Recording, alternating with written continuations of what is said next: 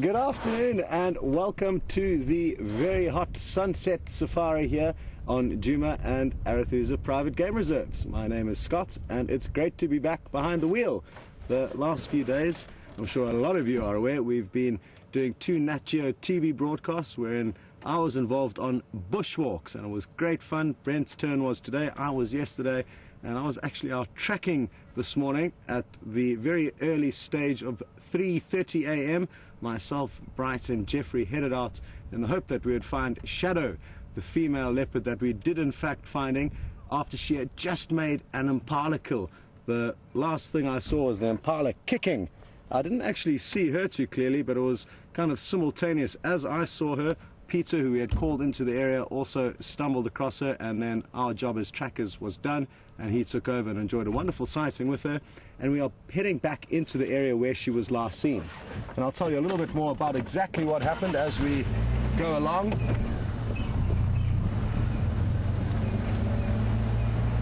Now, before she could even have one mouthful of that impala that she killed, I'm told Peter, who's already left us along with Hayden and Graham, that have straight after the morning drive,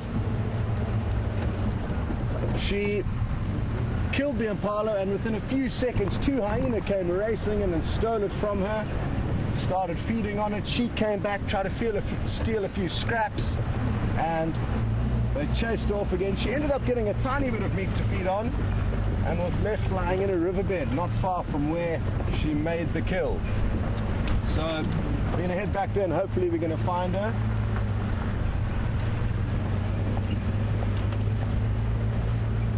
I'm just going to ask Liam to please put his headphones on because the audio from FC is coming through his little earpiece. He's got 2 different comms channels coming through, one from the ambience audio coming from the cameras and the other one coming from his earphones.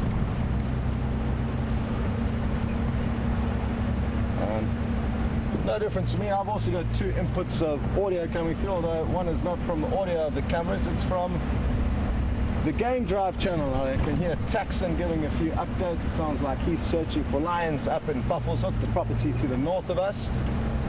And there's another game drive who's also out, and you'll be spending a lot of time with them this afternoon, and that's Jamie and Jean-Dre, and they've already found an animal that they would like to share with you, so we're getting off to a good start and we'll catch up a little bit later.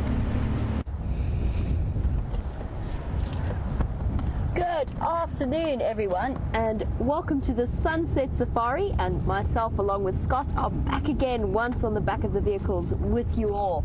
And what a better way to start the afternoon but with this amazing elephant herd just chilling out at the Djuma waterhole.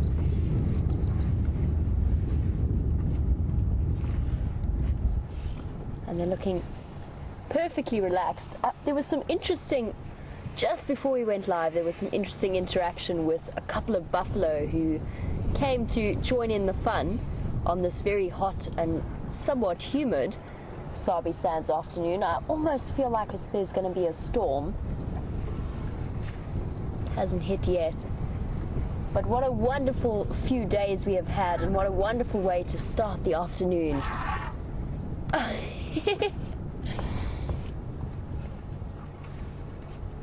There's elephants shouting in the background.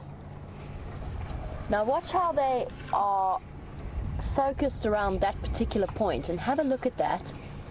And the reason is because this particular waterhole is pumped. So although there's an entire open space for them to drink, they're all crowded around that particular point. And that's because Ellies, just like us, know where the fresh water is coming from, and that's what they prefer. And that's why they're all around that particular area. So that's where the water comes out to this particular waterhole.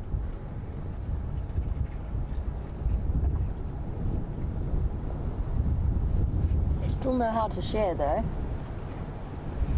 Just think, 1 trunk full of that, that's about 12 liters of water. So imagine downing or drinking 12 liters of water in 1 gulp. That's exactly what she's doing.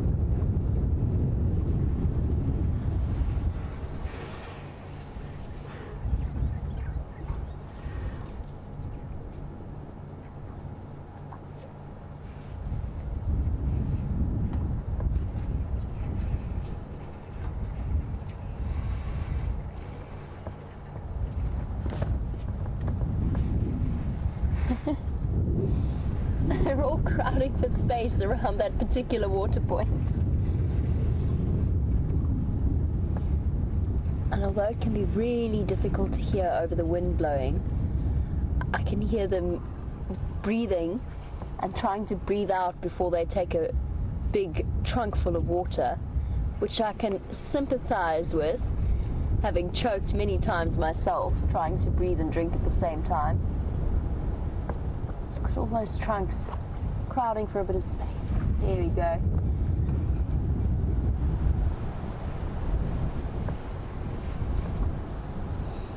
An absolutely amazing way to start the afternoon. 2 or 3 big females and their calves, all sharing the water.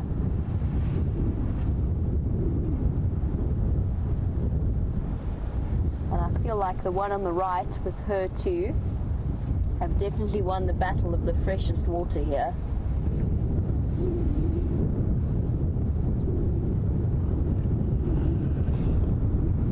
And if we look across to the left, although he might actually be giving me a bit of a hairy eyeball, but if we just look at that buffalo over there, I feel like he's been quite seriously displaced from where he wants to be right now. So a big male buffalo, part of a couple of Duggar boys, as they're known. So the male buffalo hanging around this area, that they came down for a wallow in the hot afternoon sun and got somewhat displaced by the Ellie herd.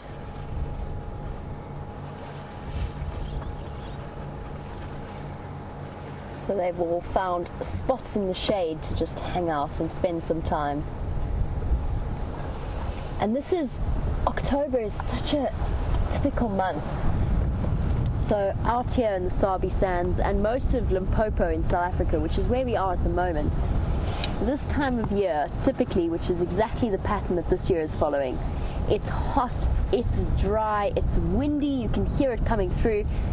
It's just an interesting time of year. It's right at that transition, just before the big rains hit. And of course, we're all holding thumbs that the big rains are going to come, because it puts animals like buffalo and elephant under pressure right now, just because there's so little water, or so little natural water available to them. But you get these dry winds, really, really hot conditions. It's perfect for the spread of the fires that are naturally occurring out here, but also just a time of year where water holes, such as the Djuma waterhole that we're sitting at right now, completely disappear and turn from mud wallows in maybe 7 days to completely dry and cracked mud. Just have a look at the Ellies. This is always an interesting time. And you can see the rest of the herd are still on the outskirts.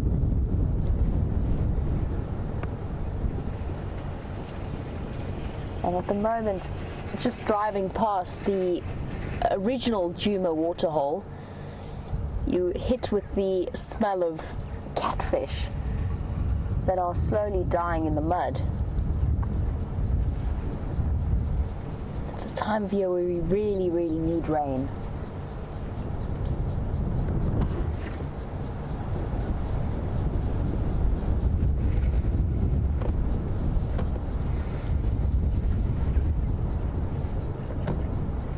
And these Ellies are still so focused on the water source that they have.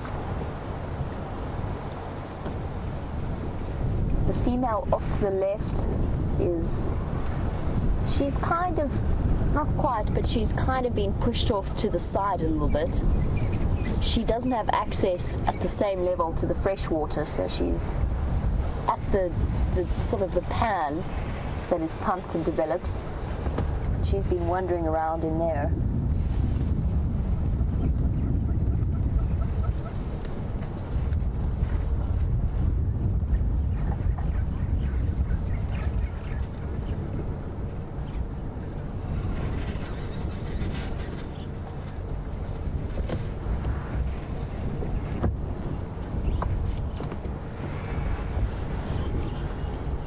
Now, as I touched upon earlier, it has been a really, really interesting time and quite a hectic week for all of the WildEarth staff.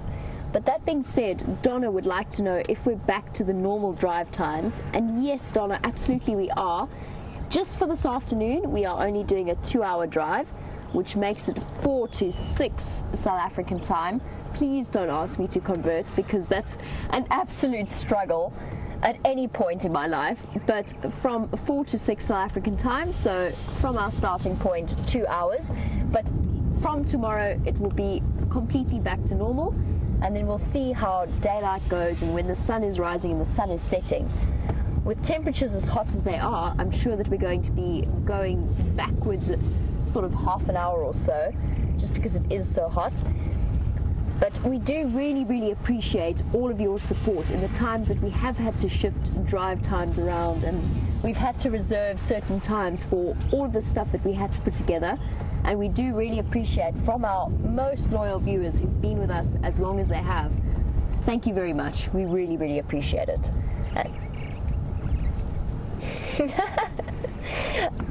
I'm sorry, I'm just looking at the littlest calf in this mess of elephants, and he's kind of trying to stuff his head in between Mom and the older calf to get his trunk in there.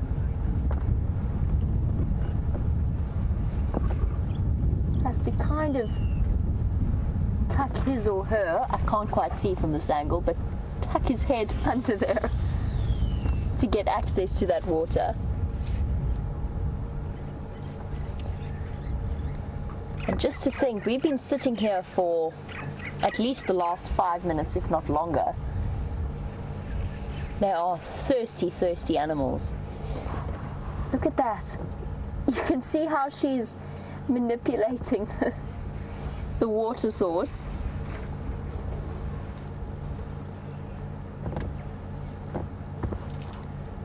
And that's the part of water that they love. And it's really not unheard of, or at least not, I've experienced it many times in my career out in the bush, where an elephant comes along and digs up the pipelines that you've just laid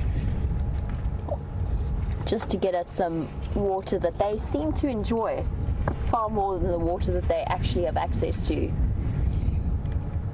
And Chandra and I are seated nicely downwind of the Catfish Dam, and we're certainly getting a whiff of the catfish that didn't make it into the summer heat. Most of them have dug their way into the mud, but the rest of them are dead and decaying within the cracked mud. Doesn't seem to bother these ellies too much though.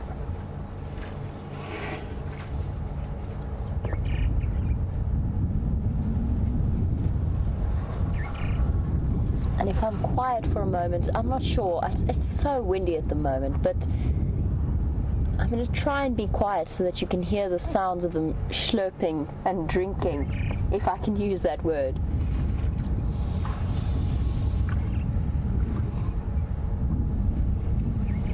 It sounds like when you have a straw right at the bottom of your drink, when you finish the last bits of your drink and you're just sucking up the last few moments. That's what it sounds like.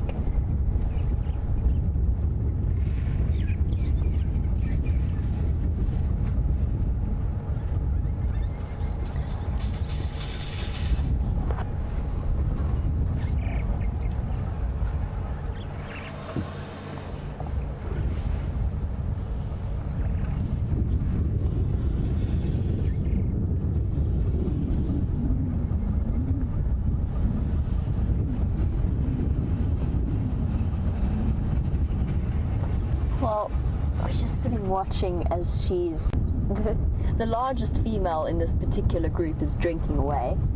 And Trisha, who's watching all the way from Toronto, thank you. It is wonderful to be back in Wendy and to be driving you guys all around.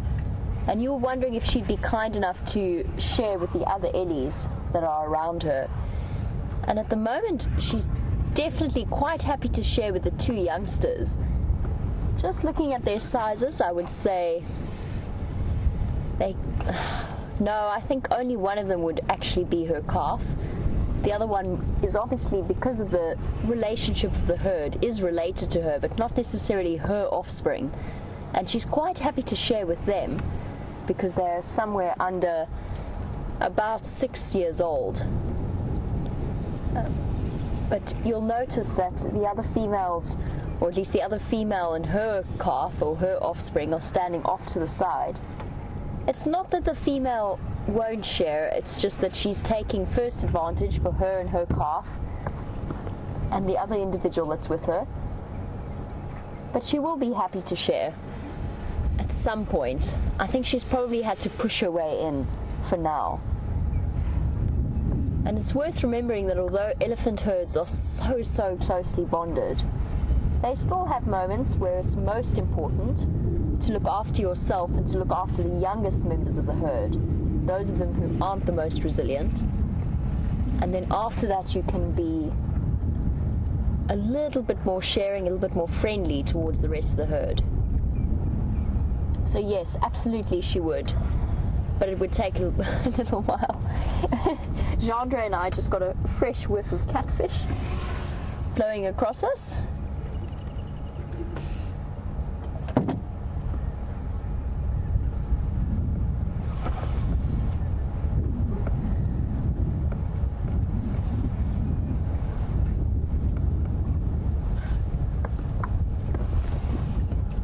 So talking about that fresh whiff of catfish that we're experiencing, and over the last few days I know that many of you watching the Djuma cam, and a couple of days ago I think it was James had the hyena over here with the catfish kill. Auntie Lynn, you were wondering why it is that the vultures haven't appeared. Is it because they don't like fish, or what is the reason? Because there's so many dead catfish that were lying in that muddy area. Honestly, I think it's in terms of how they see prey. You very seldom get vultures hanging around something any smaller than a steenbok, and even then you might get one or two that happen to get lucky to see it in the bush. It's only when you get big kills such as buffalo, and yes, vultures have amazing eyesight, but they're not typically geared towards hunting or at least scavenging on things like dead catfish. It's a bit small, it's a bit out of their comfort zone, and they're competing with too many other animals out here. What you seeing, Jeandre? Aha!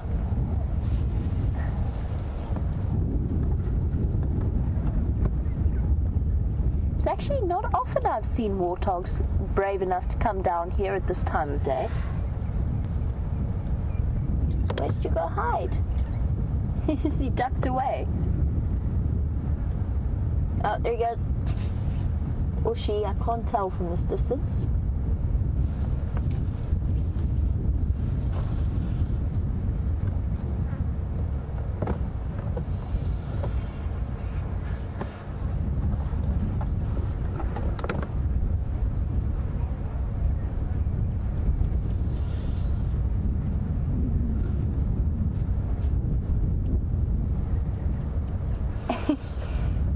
This is a fantastic place to be in terms of animal viewing at this particular time of year. Obviously because we have the pumped water holes, that's why we get the ellies coming, really taking advantage of the water sources that we have. But George, who is all the way in Florida, and I wonder, George, if it ever gets as hot as it does here, which it certainly feels like it's baking warm. Another warthog, oh, same warthog, sorry. Oh, got a fright. You just see its ears poking up over the top of the buffalo on the left. Trying to gather up the courage to come and drink at the water hole. And George, I know that was part of your question, so I'll get back to that in a moment. Just want to see if this warthog is brave enough to come and join us.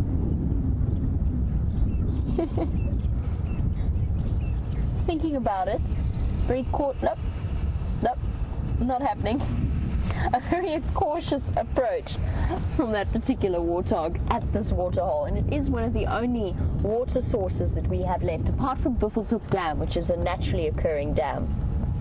And George, you were wondering how many dams that we have that are pumped within the area that we drive on.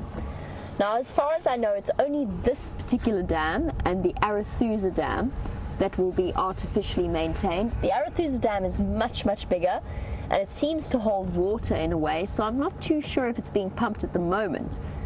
But as far as I know, this and Arethusa's dams are the only two within our Traverse area, so the only two within the area that we drive around.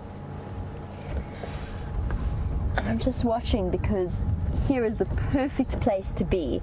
We've got elephants, we've got buffalo, and behind us, really kind of getting their nerve up, and I'm not going to ask Jandre to have to turn all the way around, they're right behind the car.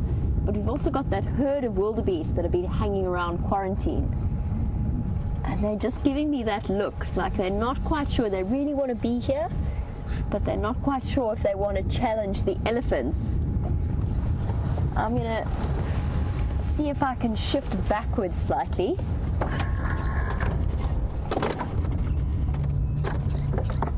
The last few days I've forgotten how to work an immobilizer.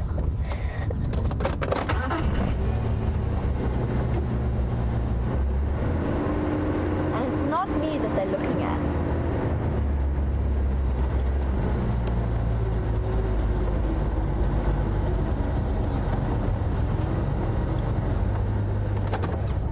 So if we watch their body language, they want to come down and drink, and it's the same as the warthog that we saw earlier. But elephants are renowned for being quite defensive over their water holes. So they're really thirsty and they want to come down, but there's an entire elephant herd, or at least 5 elephants in front of them, getting in their way. This sub-adult is being fairly brave. Let's see how successful she is. Oh, stop to smell some elephant dung, as you do.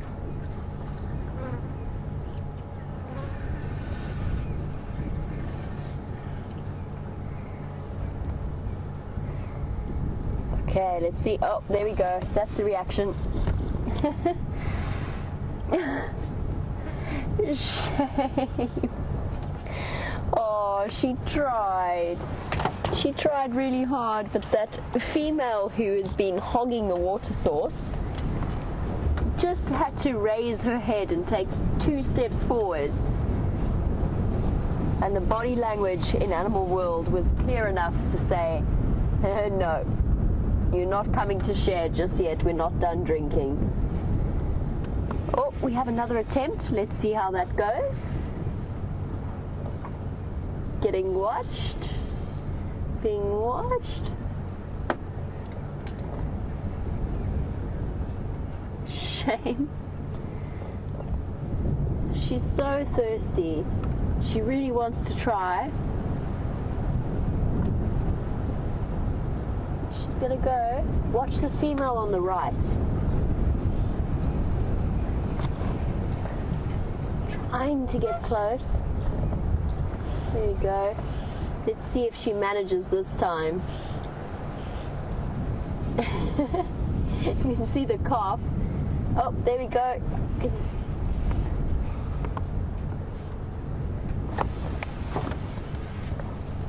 Oh, another one's been brave enough to join her.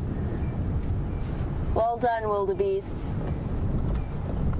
You made it.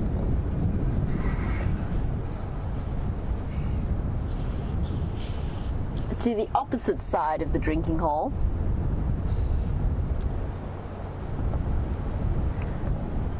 Let's just watch this female elephant's reaction, because the rest of the herd is coming down now. And she's seriously unimpressed with it. She's got her head up in the air. Oh! It's just backing up. Quite thoroughly disapproving. But she's going to have to learn to share.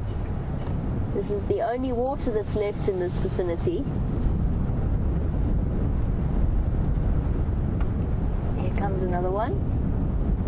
Dashing across. try and sneak a drink from the opposite side of the waterhole.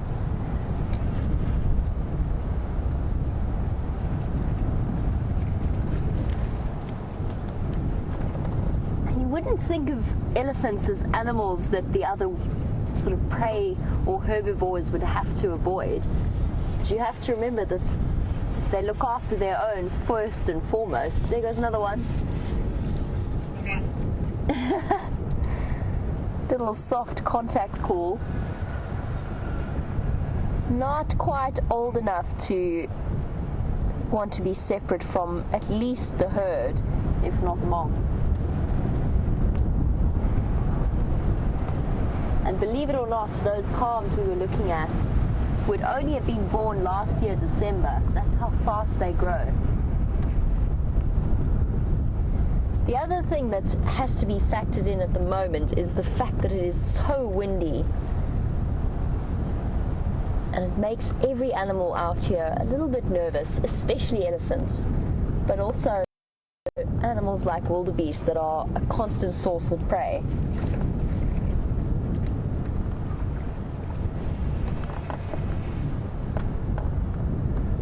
We've got an adult an adult female feeding here.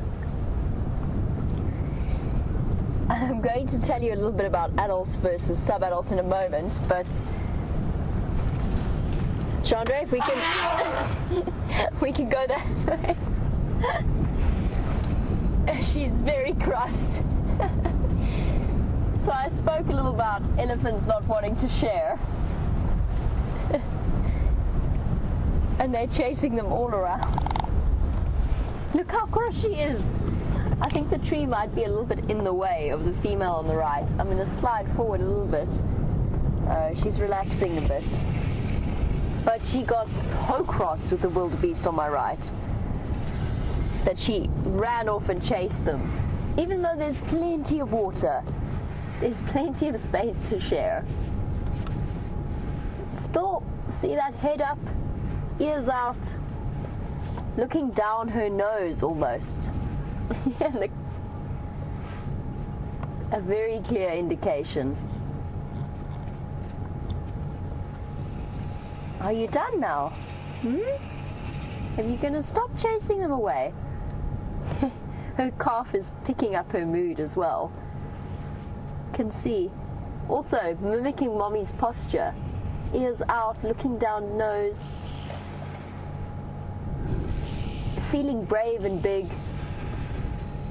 And that's also because the rest of the wildebeest are approaching, or trying to once again. And it's such a drama that plays out at the waterhole.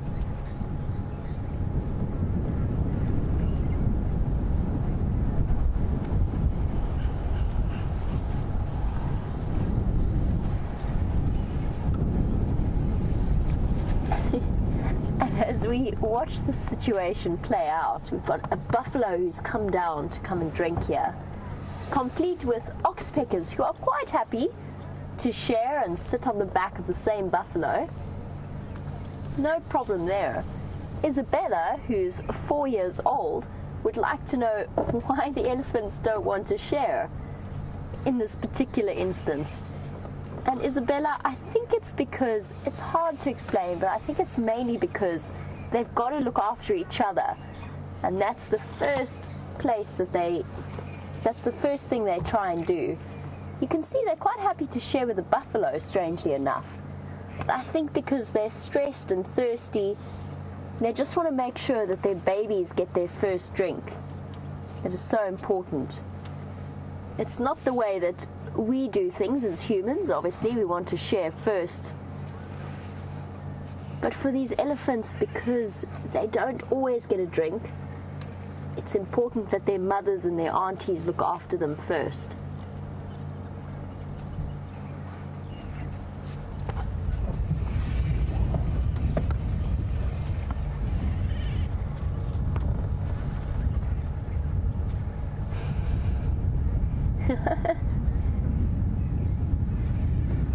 A little bit of conflict happening there with sub-adult wildebeests. They've all shifted behind the tree, as they do.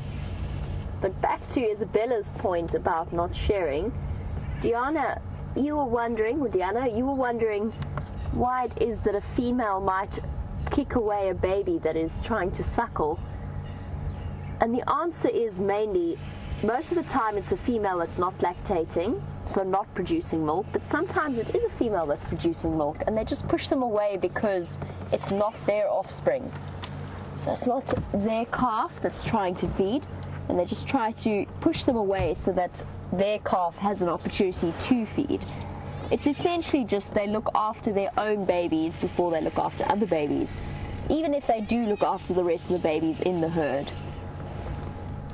And it's a difficult one because elephant herds are so closely bonded. I'm just going to duck my head so we can have a look at these lot. That female on the left, who didn't have her chance to drink, has now finally moved in.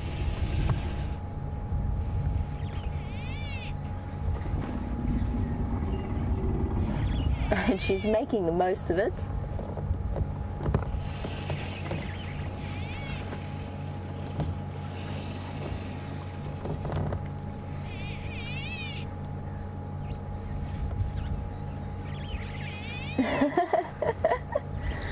Oh. This is how water pipes get broken. Stop it, little one. You're gonna smash that water pipe. Enjoy it from there. You don't need to dig it up anymore.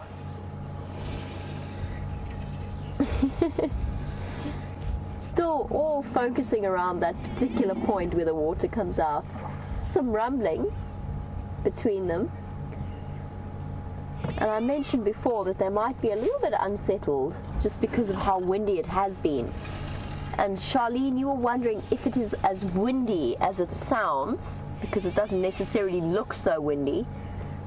The answer is it's coming and going at the moment, which has been the standard pattern, having been one of the people, or at least the person navigating the drone driver around over the last few afternoons. It has been gusting at this time of the afternoon. So yes, it is as windy at times. It comes and goes. It's a very hot, dry wind. I've described it before as opening up an oven when you're cooking. And that's kind of what it feels like. Or possibly leaving a hairdryer on the hottest setting and blowing it at your face. That's roughly what the wind feels like at the moment. Female's made her way, the original female at least, and her two, have made their way back in.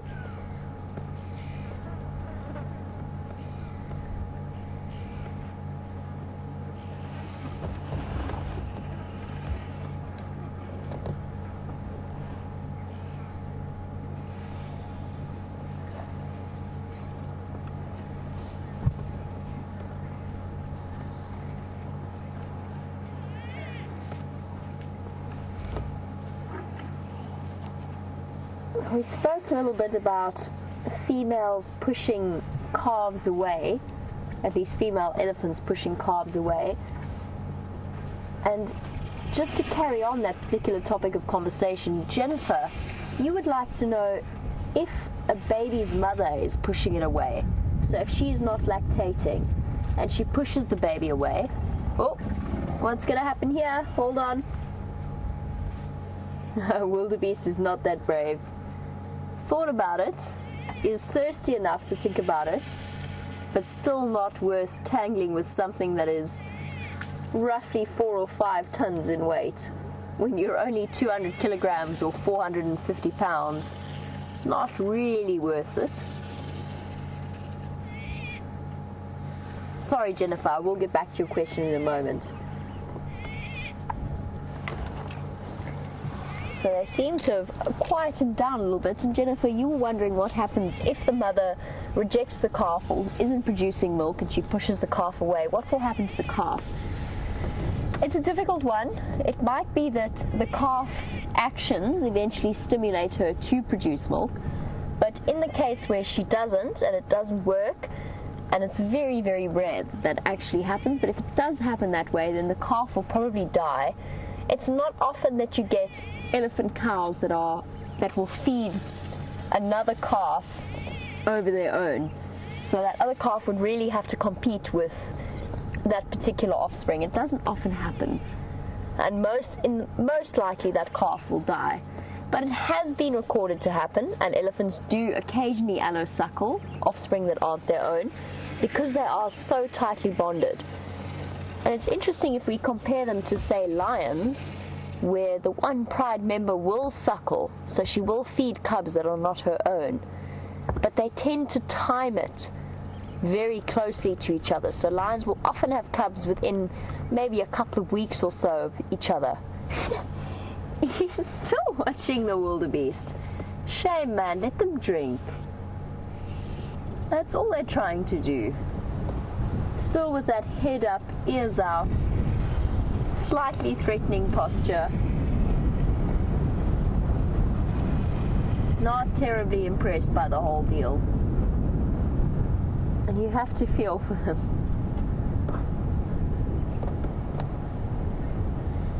And we're going to be seeing this behavior more and more as this weather continues and as the dry season continues. The pressure for water is going to become all the more intense.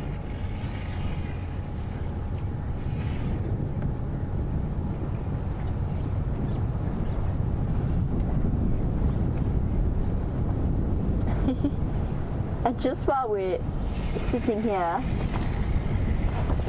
I'm trying to look for it, but it's straight into the sun. But you would have heard a constant bird call while we've been here for the last half an hour or so, or 35 minutes. I can sort of hear it. But Susie, you were wondering what the bird call is. It's a starling, and it is a Birchall starling, and I'm trying to look for it for you, but I can't quite see it at the moment. But that's the sound. That was a terrible impersonation, I'm sorry. But that's the sound that you're hearing. It's been an almost constant presence while we've been sitting here. And you see them very commonly around camp. And I'm sorry to detract from Susie's question, but let's just have a look at this particular young elephant. There he goes. Here he goes. Chasing the poor wildebeest. All they're trying to do is drink. And they're terribly unimpressed with the situation.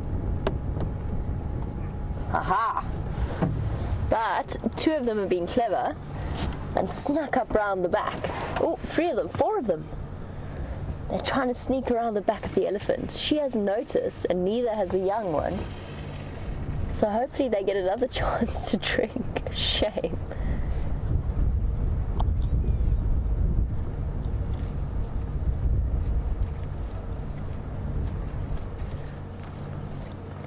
Oh no! She's chasing wildebeest again. There's dust flying everywhere. It's interesting. They're not chasing them away from water. They're just being grumpy. That is all they're doing. It's got nothing to do with resources. It's got everything to do with them invading their personal space. Look at how offended they look. Head in the air, tail up. So indignant. There is nothing like an elephant to embody indignation. They are so cross. They're not quite sure why they're cross, but they're so cross.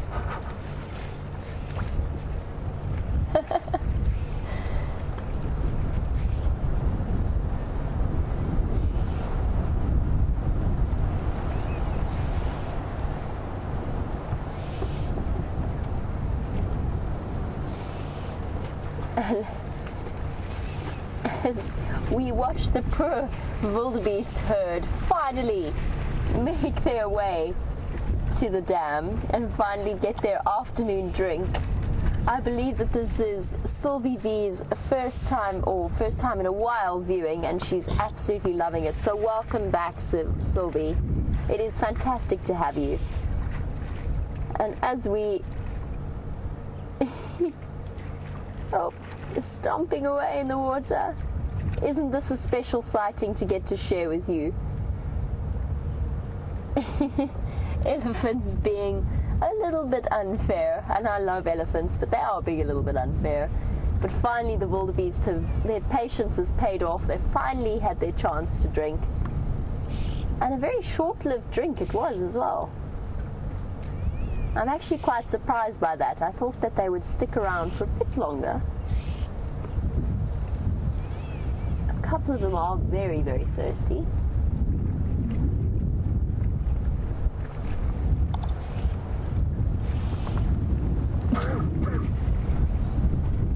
Bless you, Jean-Noel. It's very dusty.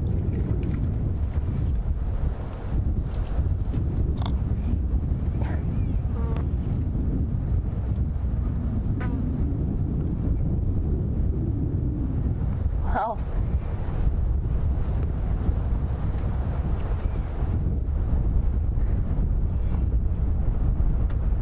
and they had a very short-lived drink, these wildebeest, after all they had to go through to get it, being chased and bombarded by elephants on every side.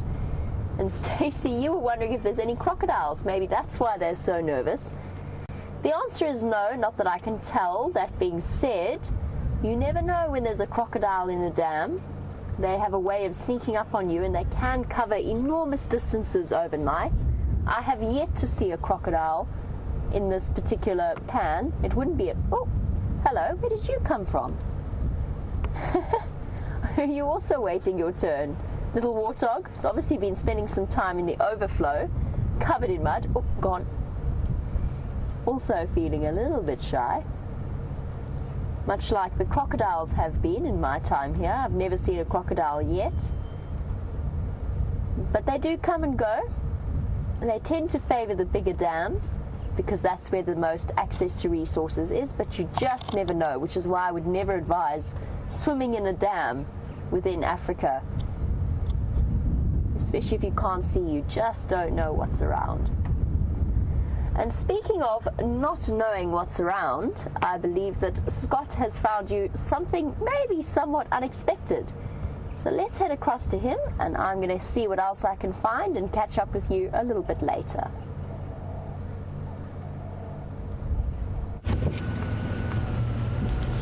Welcome back, everyone. And we've just decided to reposition the vehicle to try and get you a better view. Quite a beautiful animal. Just give us a moment or two, please. Start looking for it. It could be anywhere here. There's something about. I'm not going to tell you exactly what it is just yet.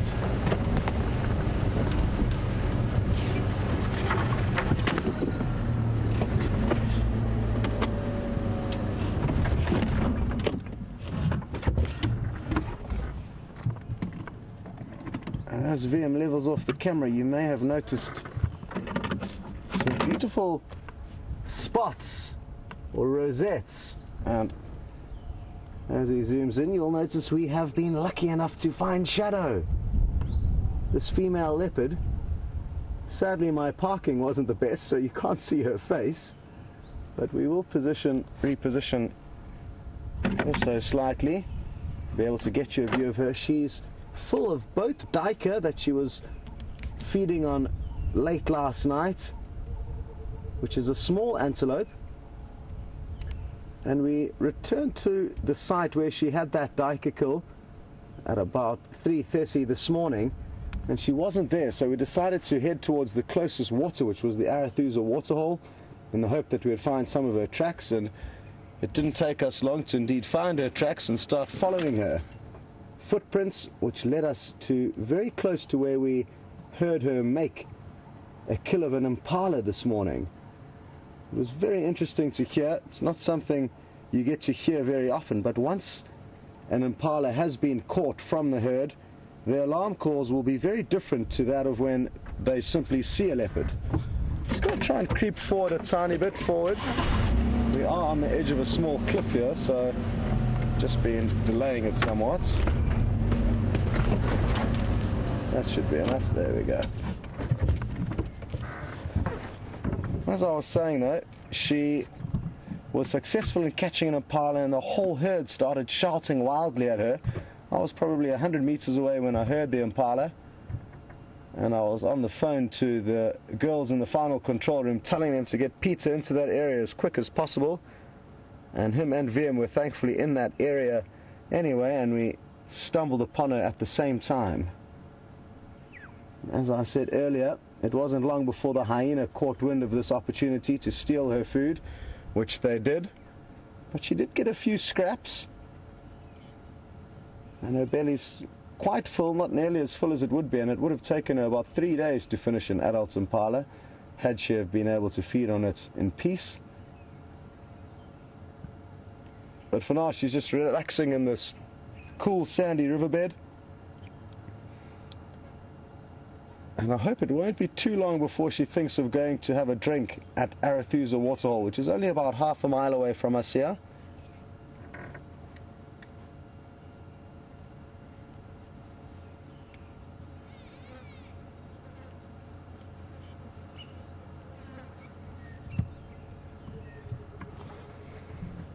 And I'm told Sue was interested to know exactly where Shadow is on Djuma and Arathusa properties, and like I said, Sue, we are very close to the Arathusa camp and waterhole, probably only about half a mile or less away.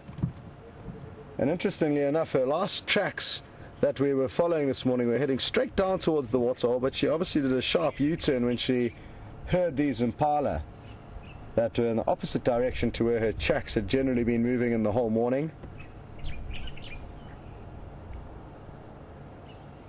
Just going to try and get a hold of the Arathusa guides again. I tried to call them to let them know we found her, but I don't think anybody heard me, so just give me a moment please. Can any station copy me? I've located Shadow off Magic Willie, just probably 200 or 300 meters east of that pump house.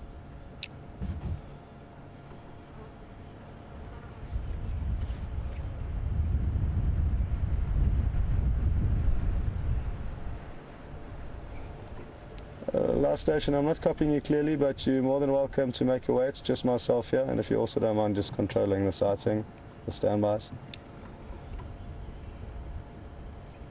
Okay, so I'll just let the guys know what's going on, and the first person to hear me, I couldn't hear who it was exactly, is going to come and join us, and I'm sure a lot more will continue to join.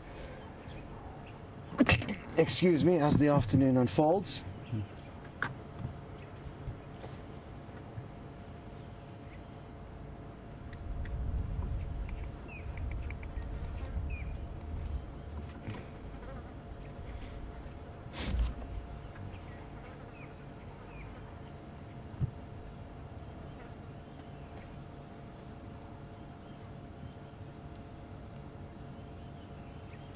Oh, a little fly is giving her a bit of frustrations. You can see how she's panting quite heavily. Unlike us, they cannot sweat, so just like dogs, they will pant to keep cool. And it's an extremely hot afternoon. Thankfully, there's a bit of a breeze kicking up now. And thanks so much to all the welcome back messages that have been sent through. A lot of the regular Safari Live presenters have been behind the scenes a little bit over the last week or so, as Hayden and Peter have been in town, and happy to hear that you're enjoying having your regular safari guides back in the saddle. It's great to be back here with you, and it's the last time I will be taking a drive until I return on the 2nd of November. So quite relieved I'm getting one more safari with all of you guys. I thought my last one was about a week ago. So this is a pleasant surprise. I'm also very happy to be spending it with this female leopard who really did put on a remarkable show for us this morning. If it wasn't for her, we wouldn't have had nearly as much action as we did for that very important TV broadcast. And it's not to say that we don't take every drive seriously, but there were a lot of people watching that, so very happy that we managed to give them a great safari live experience, and hopefully a lot of them are tuned in on the internet this afternoon. And as I've said in the past, the more people that join on in these safaris will simply mean the more places we get to travel through Africa and hopefully the world. And that's a dream that I hope comes true one day.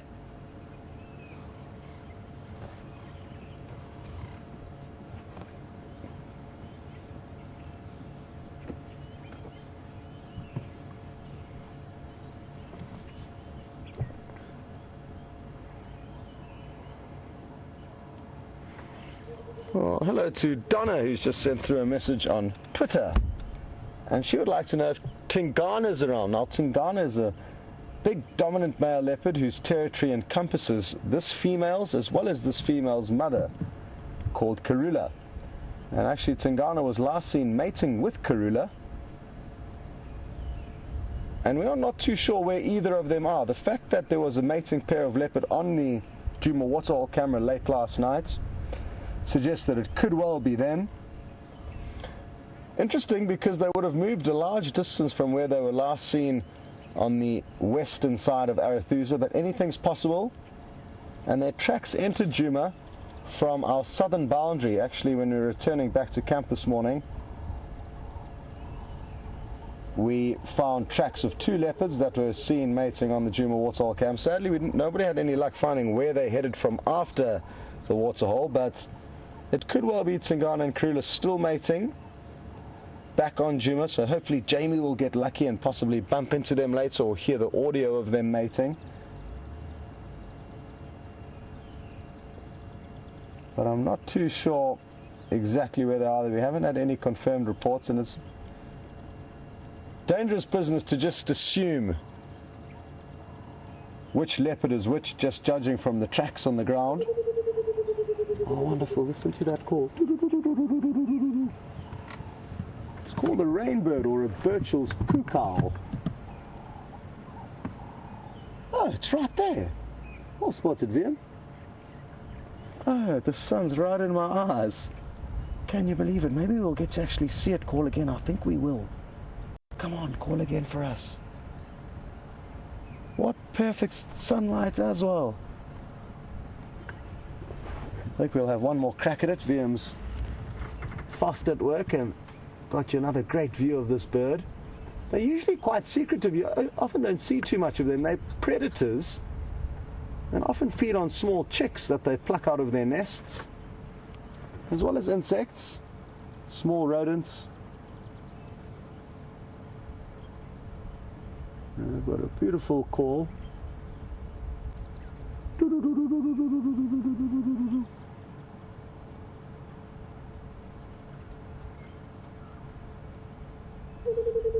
Yes, there it goes again. Awesome. Well, you can't see it too clearly, but it is up there. And to be able to see a bird is... Oh, no, there's another one calling.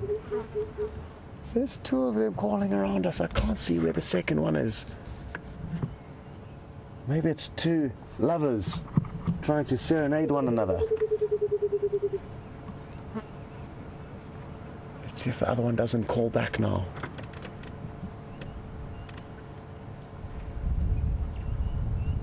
And possibly another bird for you to add to your bird lists. And if you haven't started your bird lists yet, what a better time than now. And it's a great way for you to be able to... Oh, I think VM spotted the other one. He's swiveling around with purpose. Oh, there we go. Well done, VM. Well, hopefully they will continue to call, and then you should be able to see it very clearly. So clearly that's the other one calling now. You'll see its throat enlarge quite greatly when it does let off its call. Come on. Oh. No luck. But trust me, that was luckier than we've been on a lot of times with the birds. They often fly off before we even get a glimpse of them, let alone get to show you them calling and hear them calling and get such great views of them. We haven't forgotten about you yet, Shadow. Don't worry.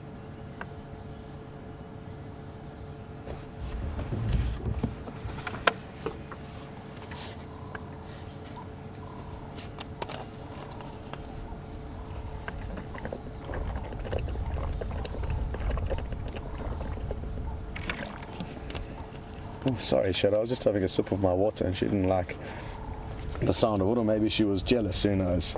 It is very hot. And look at how beautiful she is. Look at those eyes. And those long white whiskers. Awesome stuff. So, there have been some rumors that are traveling through various media platforms that this leopard's cub will be returning from its rabies vaccinations, where it's been safe housed for the last couple of weeks to make sure it can be returned hopefully safely to this area. And Anna Marie, I'm not entirely sure. We haven't heard any updates, and until we hear any updates, we will not believe anything that's said on any of the various social media platforms. It doesn't matter who says they've spoken to who. We are waiting to hear from the relevant people who will keep us updated. So don't worry, we're not hiding anything from you, and be sure to know that as soon as we hear any updates of the return of this leopard's cub, we will be sure to tell you. So it's probably not worth getting your hopes up until we do. I know a lot of you miss him dearly, as do we, and hope that he does return. But at this stage, we are still just having positive thoughts for that to happen, but have yet to get any confirmation thereof. I think she's going to get up fairly soon, and we're going to get to see her moving through this riverbed. And after about 15 or 20 minutes, she should end up at the Arethusa waterhole, where she's going to quench her thirst. Just judging by the way she's getting a bit fidgety, I don't think it's going to be too much longer that we have to wait.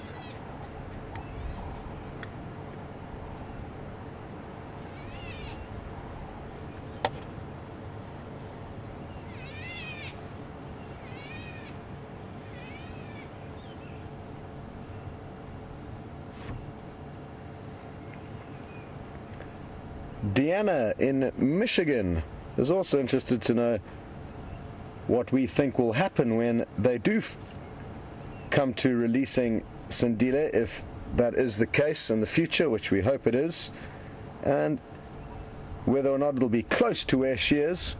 It's a very good question, Deanna. I've never seen or been involved in a scenario like this, so I've got very little knowledge on the matter. I'm guessing they will naturally try and get him as close to her as possible, but whether or not that is critical or a concern for the vets and professionals involved, I actually don't know. It's such a bizarre scenario that's unfolded, and one that doesn't happen very often. So I'm going to keep my opinions and thoughts as to what is going to happen out of this, because I've got no substantial past encounters or stories of this nature to go by. So it would be a very unwise and unexplainable kind of thought process. So I'm going to rather wait and see what happens.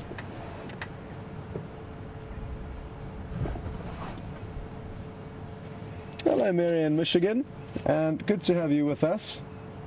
Mary in Michigan would like to know, which was the bird that we've just seen and heard calling? So I'm going to get the book out. It's called the Burchell's owl, cuckoo, not a cuckoo. I know our pronunciation can sometimes be a little bit misleading. So it's not the regular cuckoo, but a cuckoo, which I'll show you the spelling of shortly.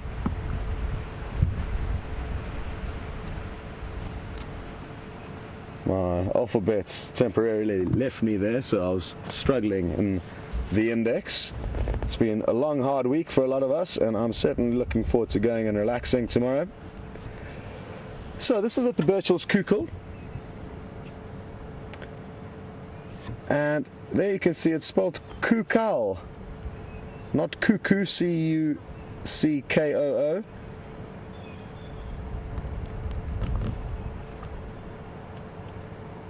And Mary, I'm not happy to hear that you will miss me, but I am touched by that kind remark, and it won't be long before I'm back recharged and rejuvenated and looking forward to taking you all on a lot more safaris. So don't worry, I'll be back after a much needed break.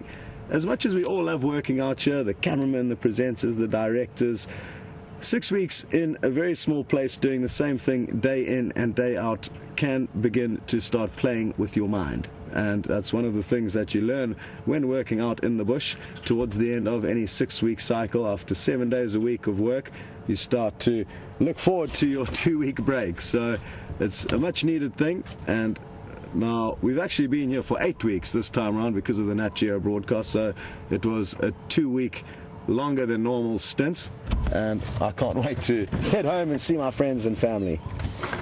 Let's see if you think Shadow's looking any more promising for some movement. It's not looking great. You stop fidgeting around. Still panting very deeply.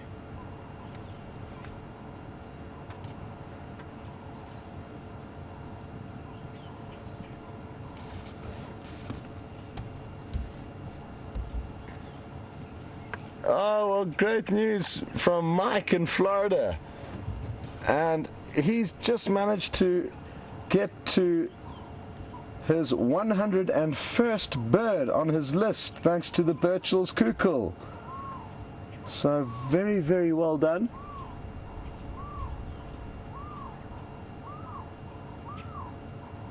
I can hear a barred owl calling behind us now, I think. It's not its regular call.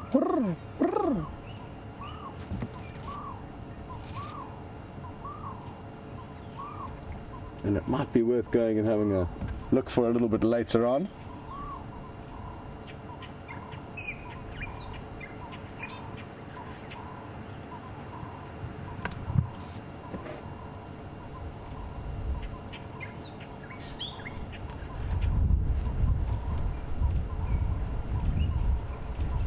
Some Cape turtle doves calling nearby.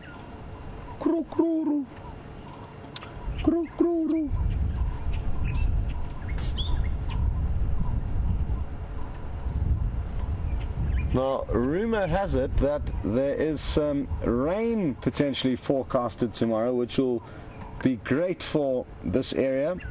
Don't be fooled by the bright green that you can see. It's abnormally dry at the moment. The water holes are not nearly as full as they should be at this time of the year.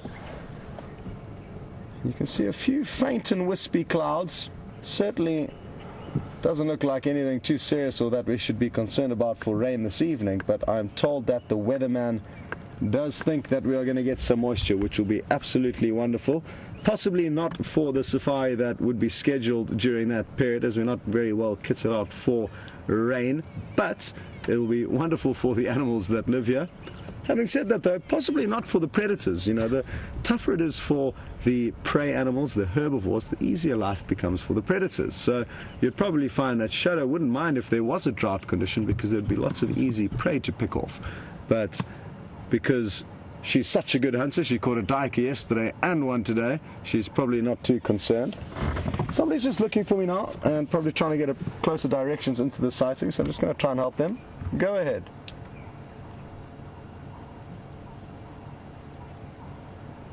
Yeah, head towards that pump house. We're close to the pump house, just east of Arathusa Dam.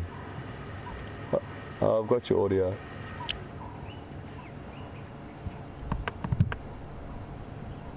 Okay, copy.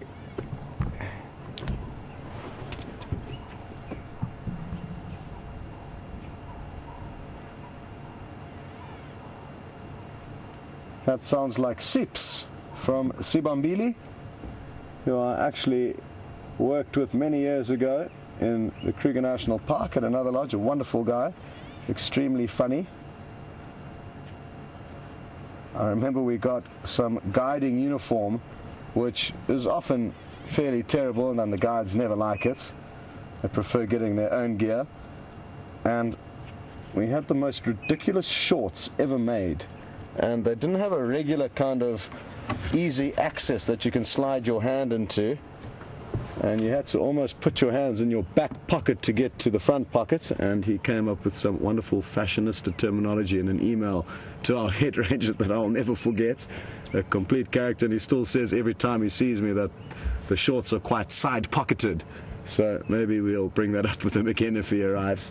And interesting how the guides move in the industry. It's a very, very small industry, as big as it is in some regards.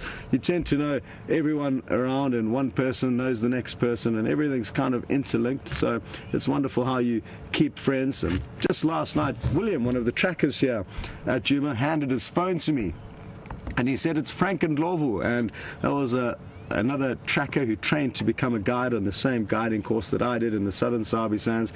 Haven't spoken to him for a couple of years, and next thing you know, you're getting handed a phone from a guy that you're currently working with, who's pieced together the puzzle that you all know one another. And it's really, really wonderful. Something that I love about the industry, the relationships that you forge with people that you typically wouldn't necessarily, because you work, sleep and play with people all in these remote locations, tends to mean that you make friends with people that you ordinarily wouldn't. Often in the city you will leave your job and go home and get to spend time with your family or friends that you desire, but here you are forced to make friends with whoever's closest to you.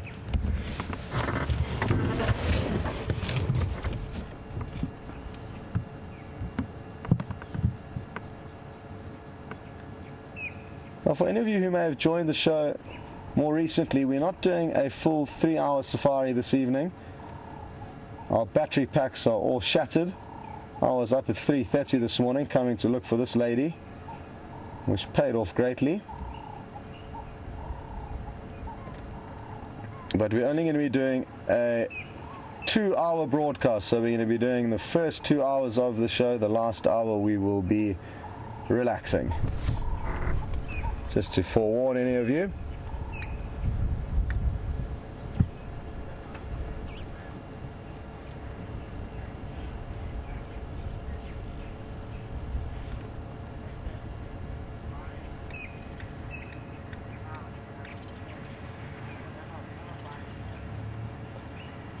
Now what I'm thinking of doing is maybe making space here for my friend Seeps. And we're going to be able to return as soon as he leaves. We'll just stand by nearby because there's only really space for one person to enjoy the sighting. And it's very important to share out here.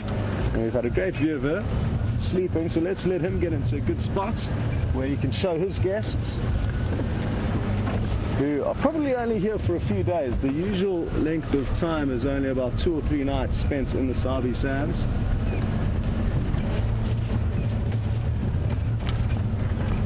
Yes, Soups, how's it, bud?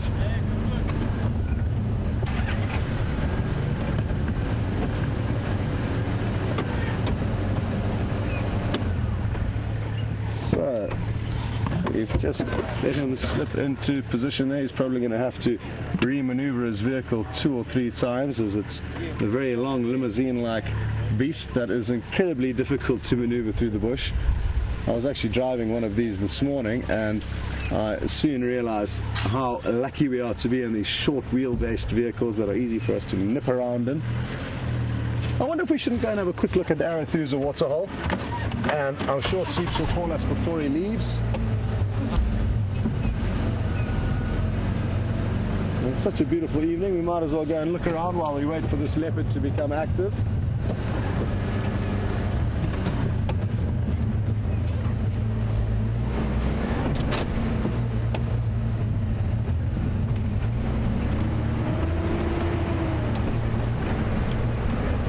Would love to be answering more questions that you guys are sending through, and thanks so much for that, but the radio comms are an absolute nightmare here, and all I'm hearing is the odd crackle and pop through from Kirsty in the director's chair.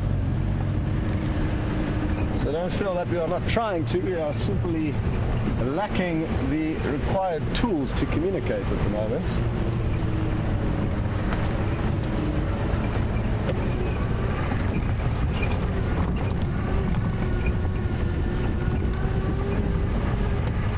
I literally came running through this bush on the phone to Final Control this morning. The first time that I called them, I knew for certain that you had made a kill from the intensity of the alarm calls that the Impala were letting out, and I came running through here on the phone. The first phone call cut out. I was like, no, we need to get a hold of Peter. And by the time the second phone call went through,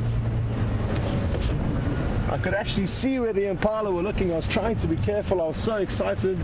I knew the leopard was close. And it was a very welcome relief to see VM and Peter arrive from the opposite end that I was approaching from. So they were approaching from the south, I was approaching from the north. And we both simultaneously saw the kill. I heard Peter let out a cheer of joy. And that's when I decided our job was done. Our vehicle was actually parked just up ahead here. You can actually see where the vehicle tracks went off into that little sandy patch there. There's the one and there's the other. And the vehicle was just parked over there, and we were searching for tracks in this general area. Her last tracks actually headed down into this little riverbed on our left towards the Arethusa Dam. So we spread out in this direction. We, as Jeffrey and Bright, the two wonderful trackers that we had on board with us, sadly they've already left, but they were such great guys and really good at what they did. And we started fine combing off in this direction, which was the direction she was moving in. And after not coming up with any tracks, I decided to come back to the last tracks to try and work out what she had done. And that's when all the excitement started ringing out. The sound of those Impala alarming was so intense, I almost had to stop just to make sure I wasn't imagining things.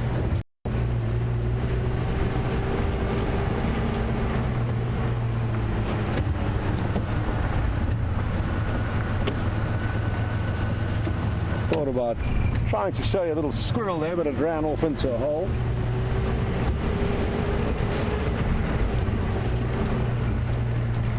Feels like this water has been parboiled.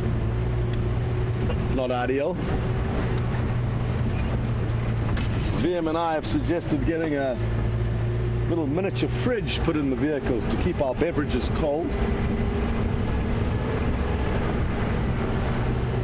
But that's not entirely necessary. We often just think of how we can make our lives more comfortable and easy. VM doesn't like taking shortcuts. He likes doing things properly and making life as efficient and effective as possible. So a great guy to have around in a camp and an operation like this, because he's a Mr. Fix-It and Mr. Make Life Easy.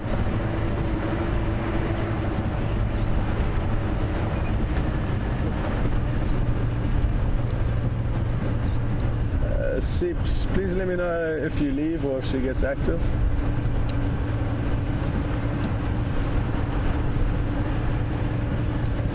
Yeah, if you don't mind just letting me know if you leave or if she becomes active.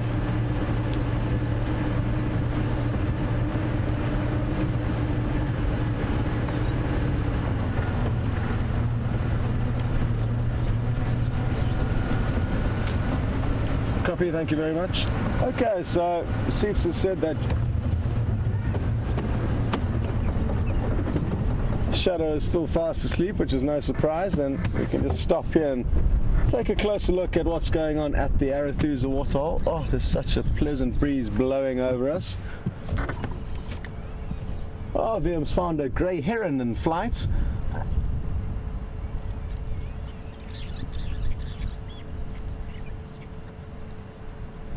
Oh, what a perfect landing. And it landed next to an Egyptian goose.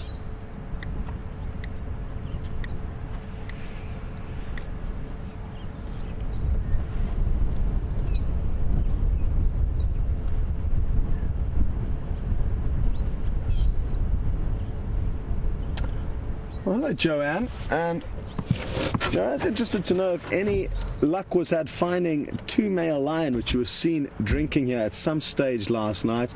Joanne, I don't have a clue. Like I've said, the radio comms that we have with Arethusa is hopeless, and I usually rely on my cell phone, where we have a WhatsApp group of all the guides in the Sabi Sands that send updates on mainly the lion, wild dog and cheetah, not so much on the leopard. That's more kind of private comms between camps, not the entire Sabi Sands. And I don't have a phone at the moment, so it broke about 10 days ago, and you can't get things fixed out here unless it's with duct tape or mud, and both of those will not fix the phone that I have. So not too sure where the lion are, and not sure which lion they were. The last I heard was that the Birmingham male lions were up on Sibambili, which is north of Arethusa, a very thin property between the northern boundary of the Sabi Sands and Arethusa, and they actually had 6 buffaloes, small ones, but 6 buffaloes between 5 male lions. They could well have finished them and moved off, so maybe these were the Birmingham boys, or maybe they were different lions. Not too sure, and sadly don't have too many updates. To be honest, as soon as Shadow was in the bag this morning, I stopped worrying about which animal was where or what was going on, as that was our main goal, to try and find a leopard this morning, which we did do. And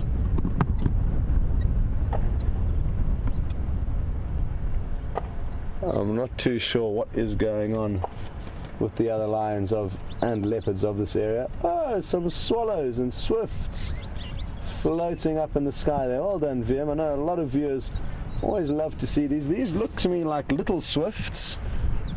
Oh no, hang on. That was not a little swift here. It's hard to tell which ones VM is filming, as I can hardly see in my tiny little monitor. It could be barn swallows though.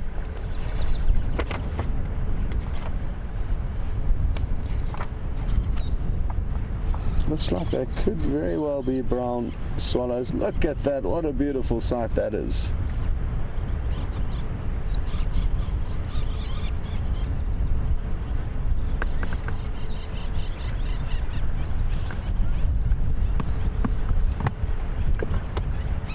Just want to see if I can show you, there's a family of African jacanas. Oh, you can see one adult there and the 3 slightly smaller ones. Well, interestingly enough, the African jacana is a unique bird, as the female will lay eggs and leave them to be incubated by the male and raised and fully looked after by the male. So the female will mate with multiple males, leaving her clutches of eggs with them, and all the hard work of raising the youngsters. So not your typical scenario in nature where the man does all the work raising the young. Not sure why there were 2 there. There was 2 adult jacanas in that sighting just before we raced you into it. Anyway, glad you got to see that. And we are now going to send you back to Jamie Patterson for an update on what she's up to, and we're probably going to slowly start weaving our way back towards Shadow. I hope she doesn't take too much longer to get up and active and maybe come for a drink at this exact waterhole. See you later.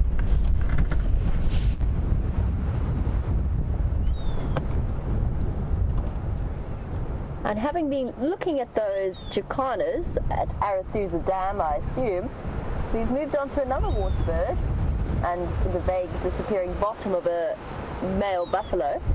The bird we're looking at the moment is the grey heron. And I'm at Buffles Hook Dam at the moment. This is a perfect place to stop and look for the various water birds that hang around here.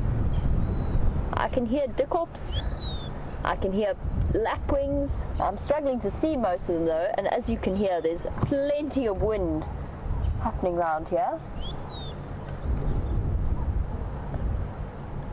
I was asked a little bit earlier about whether or not it is as windy as it sounds, and yes, it absolutely is. Having come right here into the open on Buffles Hook Dam, you can hear it gusting away. I'm really hoping, as this comes through, you can see the torchwood, or the greenthorn, the balanites tree gusting in the wind, and I'm hoping that this haze that we're seeing at the moment might mean rain. about the time we're getting to storm season. Might have to wait a couple of weeks, but I keep saying this. Every afternoon I have a windy, slightly cloudy afternoon. I'm really hoping this is going to bring rain. Especially since right at the moment I'm acutely aware of the fact that maybe I didn't wear enough sunblock this afternoon. There's a somewhat red tinge to my skin and a slightly painful feeling that tells me I might have missed out. Oh, there goes the saddlebird stork. We were talking about water birds soaring round. Coming in. Look at the way it drags its feet like that. Oh, perfect landing. Except for the fact that it put itself in the way of the tree. I'm going to shift forward. There we go. Almost. Wendy finds herself without brakes, which means that my movements are cautious, especially on the edge of dam walls. I'm just going to shuffle forward so we can have a look a little bit better.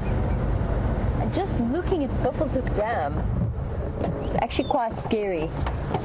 We had so many weeks where we could see Bob the Bachelor of Buffles Hook, the hippo, completely submerged, and all of a sudden there's just little mountains of mud starting to come out. Those are not terrapins. It's the bottom of Buffles Hook Dam starting to show.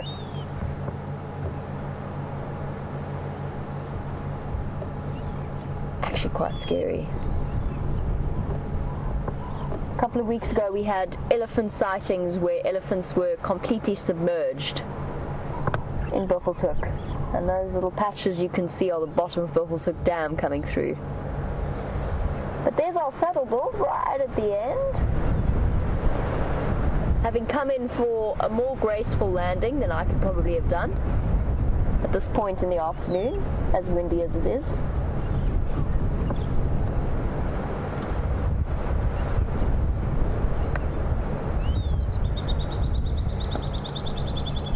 Hear those high-pitched whistles. I always knew them as dickorps, but they're now, the name has changed to thickneys calling. I can't see any of them at the moment, but that's what's calling.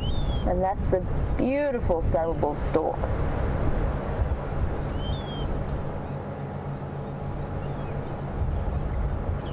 Taking one last opportunity to wade through Buffles Hook and have a bit of a scout around for the fish. Interesting how we've watched the saddlebull stork behavior develop over the last few weeks. From the last few big catfish at the dams that were drying up, they were catching the last of the tilapia as the dams got smaller and smaller, and then the last of the smallish catfish. And then it got to the point where the catfish were just too big for them, and we had those couple of days of writhing catfish. They're the Duggar boys. They've spent the afternoon in the dam, which I can completely understand. That one on the left almost looks as though his horns have both broken off, which is fairly common. They often knock each other's horns either through fighting with each other or through running away. Oh no, is that slightly curved? No, definitely been broken off at some degree, or to some degree.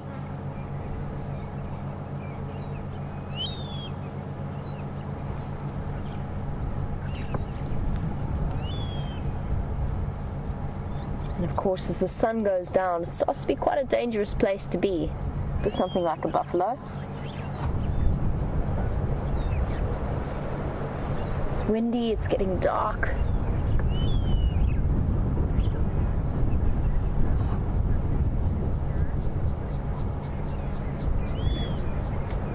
And sitting at Buffles Hook Dam, where we had the most amazing elephant sighting just 2 days ago, Hayden Turner is sitting in Johannesburg watching our live drives once again and says that he is missing us all. Well, we certainly miss you too, Hayden, and we cannot wait for you to be back with us once again. It was such a wonderful experience having people like Hayden Turner and Peter Pretorius with us. Really, really incredible, and so appreciative of the knowledge that they have to share with us. And I can actually see the ducks. It's going to be difficult, but I'm going to try and show Jean-Andre where they are. If we go from where the dam, where that mound is, where the grey heron is, if we go down and to the left of that, where there's a pile of elephant dung, close to the water's edge. Yep, almost the middle. Yeah, there we go. Perfect. There we go. Those whistling sounds that I mentioned earlier, where I said that I knew them always as a dikop, which means a thick head in Afrikaans, they are now known as water thick knees, because they have thick joints around their knees, funnily enough. Quite descriptive. Every now and again you get the odd unimaginative name for the various bird species and reptile species we have out here. Buffles Hook is proving to be quite quiet, unexpectedly so. I figured that a lot of animals would be out and about looking for water, but maybe they've all congregated around Djuma Dam like those wildebeest.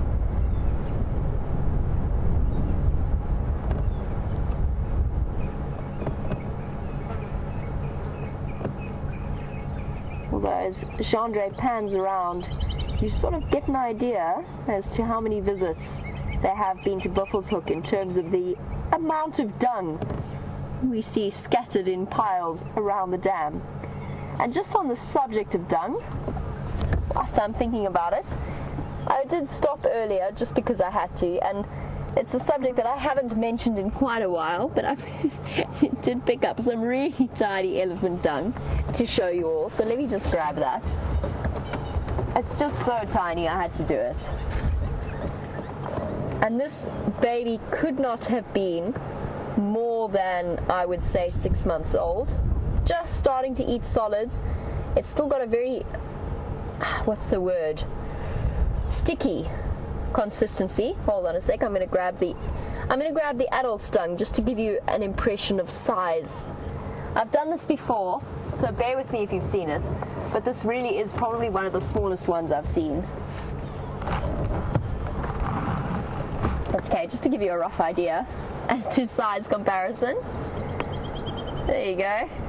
On the left is quite clearly an adult, and probably only an adult female. I've definitely seen balls of dung that exceed this quite significantly in size. And for new viewers, just a quick sort of crash course in elephant dung. How do we know it's elephant? Well, it's very coarse, it's very big.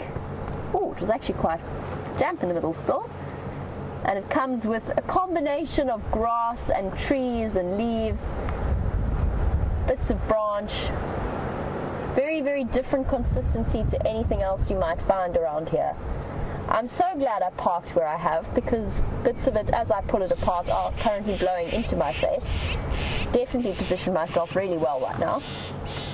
And this little one, in comparison, I said it was quite mushy, and the reason behind this, if we have a look, still with the leaves, little bits of leaves, little bits of grass, not quite to the same extent, but whatever age this elephant might be at, and I would say quite young, it is still breastfeeding. It's got an addition to it that adult elephant dung doesn't have, and I don't know how to explain it. It's just a little bit more squishy.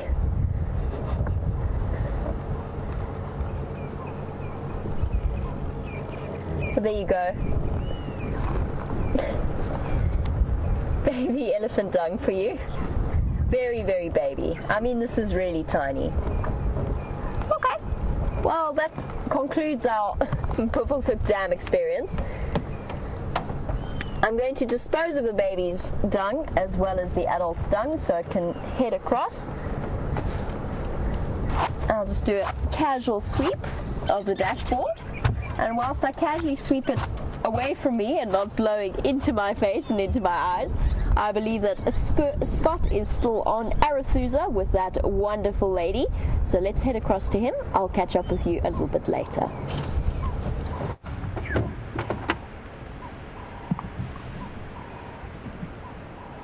So as you can see, not much has changed here.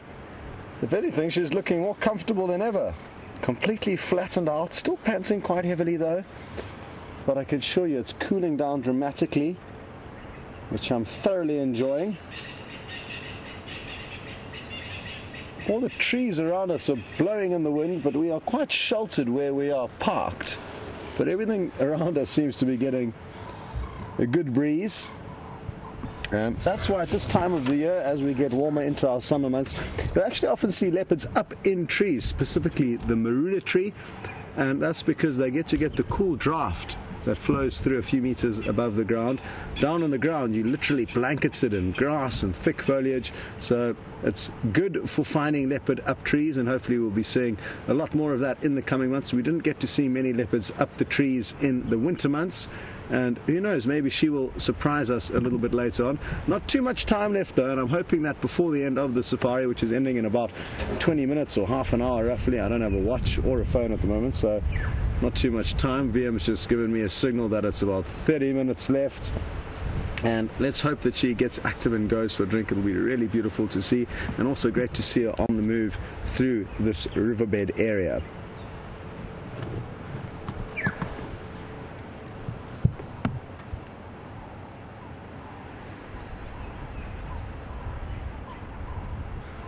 What's interesting with this leopard is that she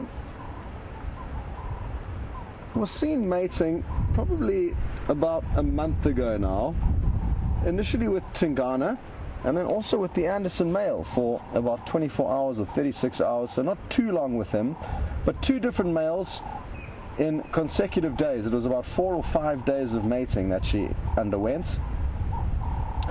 And then about a week ago or so, she was again seen mating with the Anderson male. So I can't explain this. I'm not too sure whether her initial mating was not successful, or why she would mate in such rapid succession with the same males. Often female leopard will mate with males to give them the false understanding that they may be the fathers of the cubs and therefore not kill them, as they will kill cubs that are not their own. So just some interesting kind of behavior or ongoings that I certainly can't describe, but are worth keeping you all in the loop with.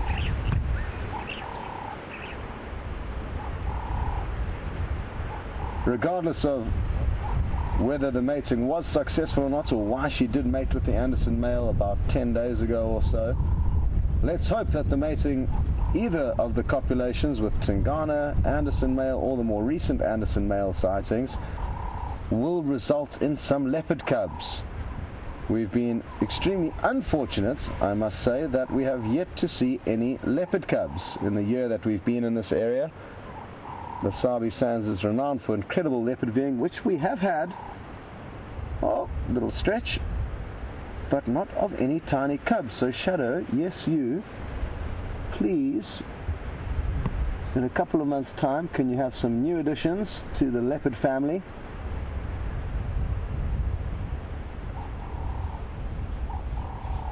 Oh, didn't seem convinced with my sales pitch there.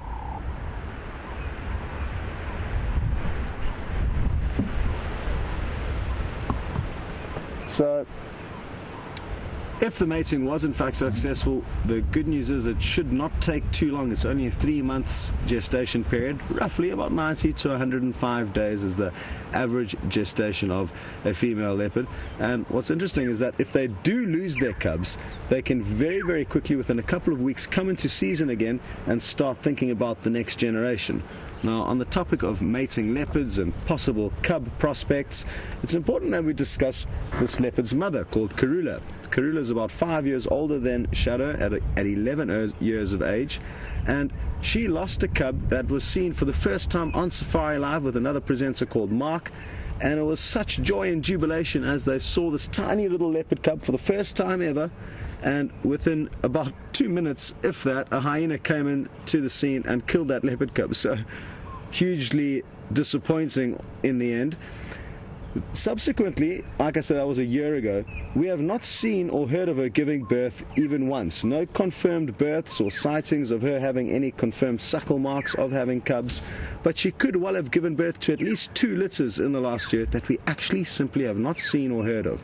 So just some interesting stuff that could have happened that we'll never know the answer to, and I'm fairly certain she would have at least given birth to 1 set of cubs in the last year. And let's hope that if she does keep losing them, or if she has been losing them, that she has a little bit more luck going forward. She's usually a very good mother, or a highly successful mother.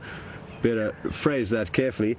Unlike Shadow, who's been unfortunately unsuccessful in raising cubs to adulthood. So maybe they will be changing roles, and Shadow will start doing well, and Karula will start having a little bit less fortune on the matter.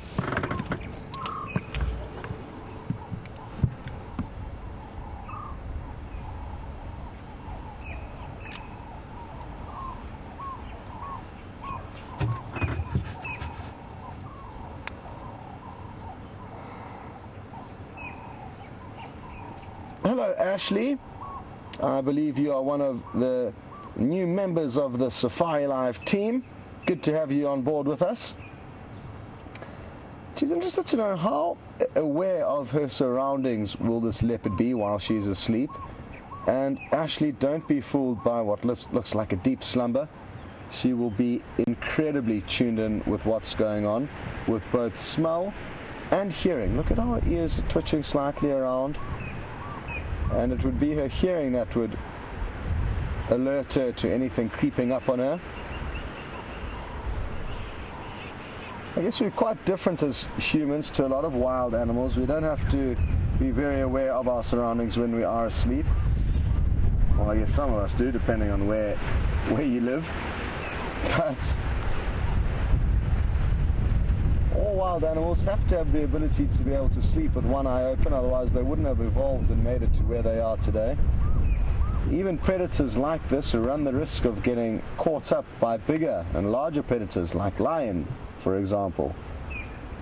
So she needs to be completely aware of her surroundings, not only to find food but also to avoid potential threats. And what I must also add is that they become incredibly relaxed with the sounds of our voices and vehicles, and quite often won't even lift their heads up if they are asleep when they hear a vehicle approaching, because they know what we are. They know we don't pose a threat to them. We've got nothing to bring them.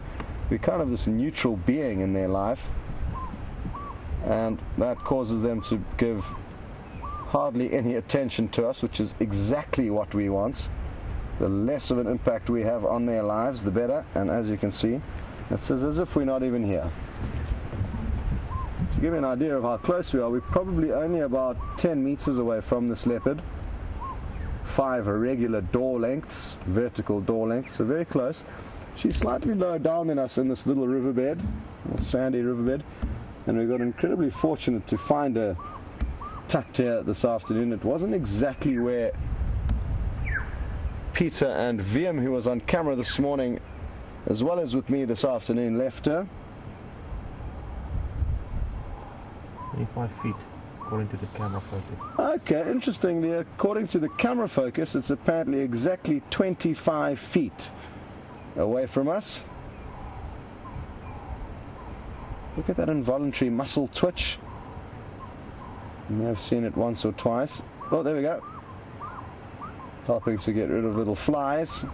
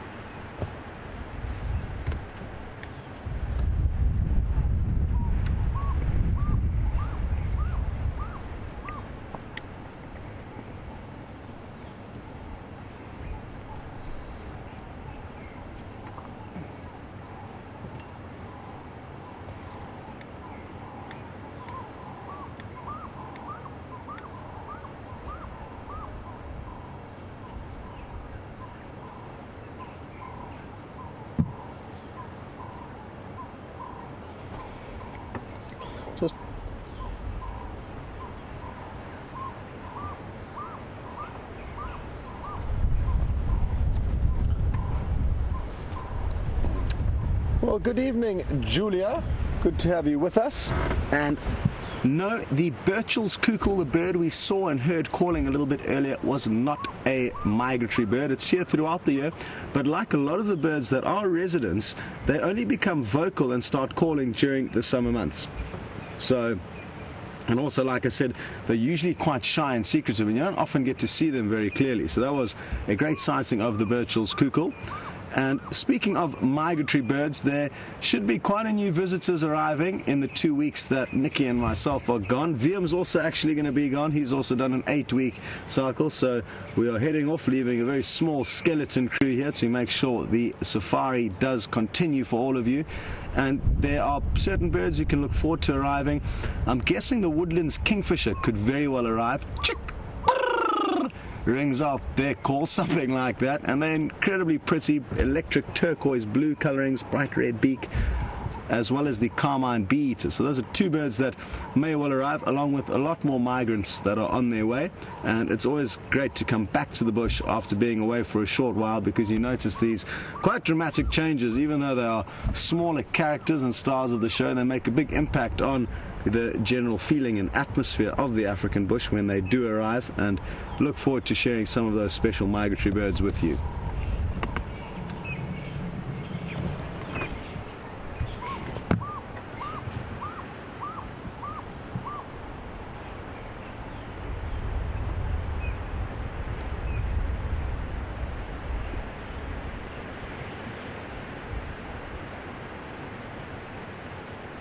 Okay, well, we're going to stay here at least for a few more minutes in the hope that she may get up and start moving. Failing that, we may start heading back to camp. Anyway, we will get you back here one last time before we do go, but in the meantime, over to Jamie and enjoy the change of scenery.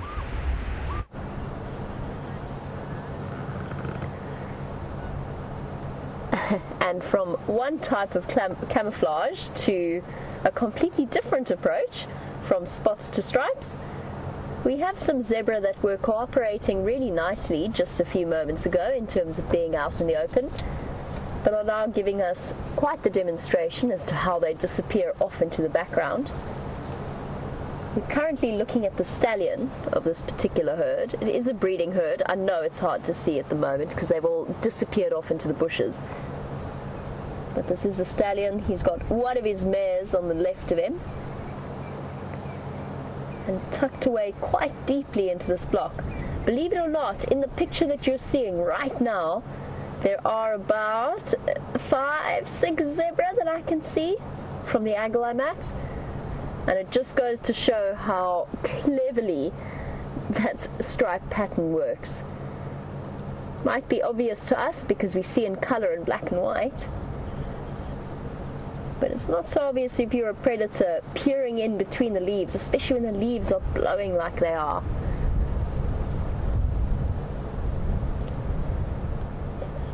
And you can see how as they move with the female behind and the stallion in front, it's quite difficult to distinguish between one and the other. Just one more added advantage of their very, very interesting type of camouflage. They're all enjoying a nice last afternoon snack before they find a safe place for the evening, probably tucked away somewhere in one of the drainage lines on Buffles Hook. Not quite in the drainage line, but somewhere in thick bush around it. And on a windy night like tonight, we're going to see them all lying down, if they do go to sleep, if they do lie down, facing straight into the wind. Oh, sorry, not straight into the wind, the opposite way, so that they smell what's coming to them, but they can still see what is downwind of them, so that nothing can sneak into them. Look at how cleverly they disappear. Just swishing tails. Hard to believe that just 2 seconds ago we had quite a nice open view of them all. Let me see if we can sneak a little bit closer. We can have one last view of them in this beautiful afternoon light. And to do that, I'm going to have to duck around. I think I'm going to have to duck around this branch that is currently protruding at head level. or maybe just above. I think I might be slightly overestimating my head.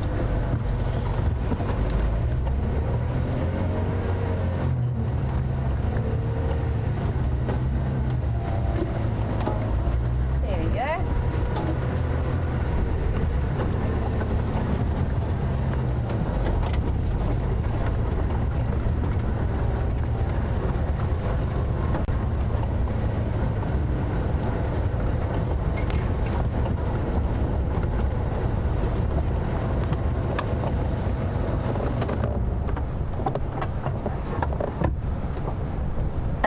On cue, we found a nice open view.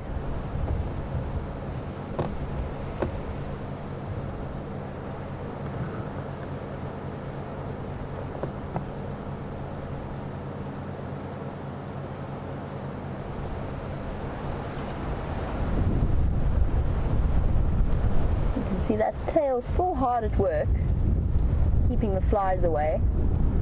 Although the wind is doing a fairly good job as well.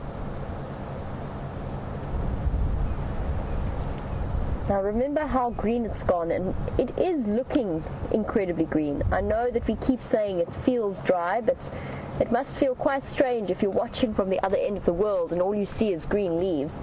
But just try and take a close look at what that zebra's eating. Remember all the green shoots that were coming up maybe 2 or 3 weeks ago? They are slowly disappearing. Yes, the leaves on the trees are green, but that's partly to do with day length more than anything else. And the zebra are almost back to eating dry and brown once again. We had a short reprieve. Here comes the stallion.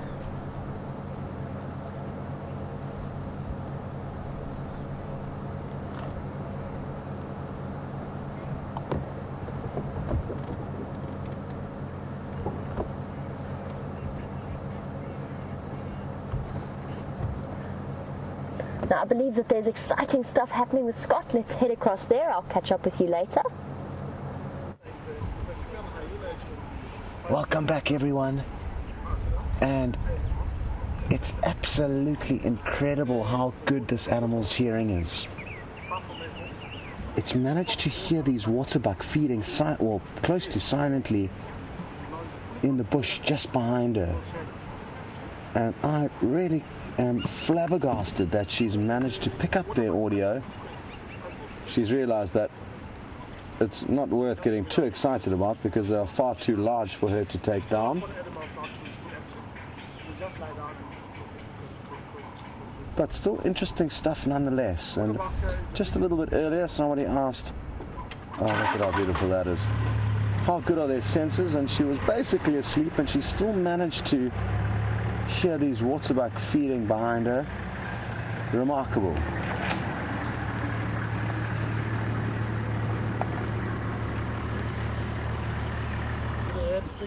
There's another vehicle that's just joined us in the sighting now.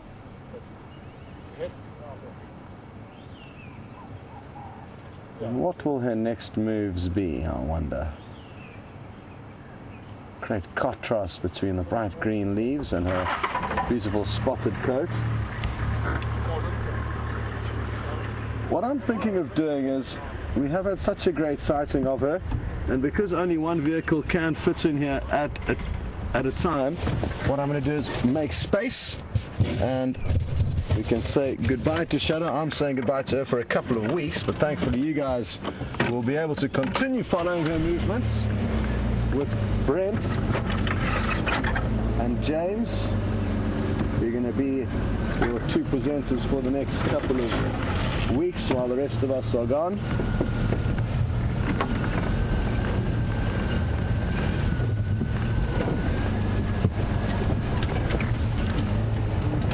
Cheers, everyone.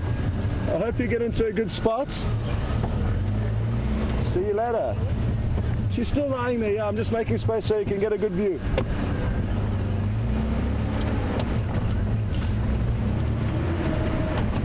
Wonderful. Well, glad things ended with a bit of excitement. We got to see her up and moving a little bit.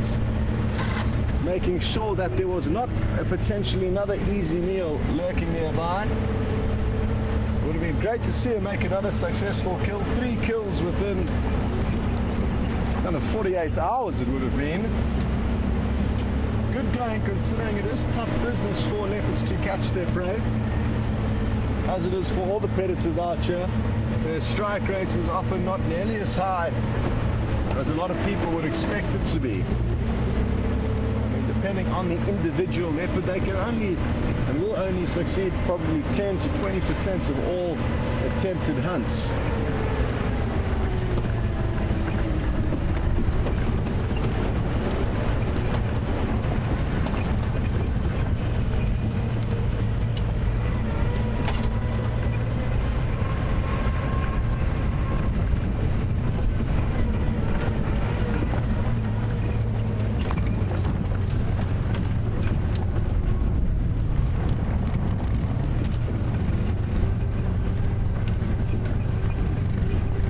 Hello Matty, good to know you watching the safari again. For those of you who don't know, Matty is one of my friends. He's just 9 years old and has taken a liking to being on safari with us and always sends us through great questions.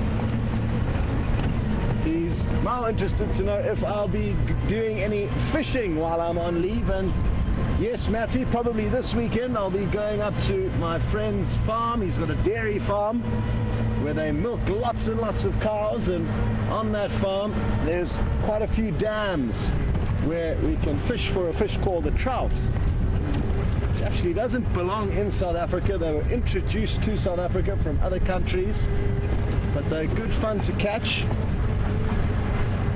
using a type of fishing called fly fishing, where you have little feathers tied to a hook that look like a fly or an insect, and that's what helps you to confuse the fish into biting onto the hook.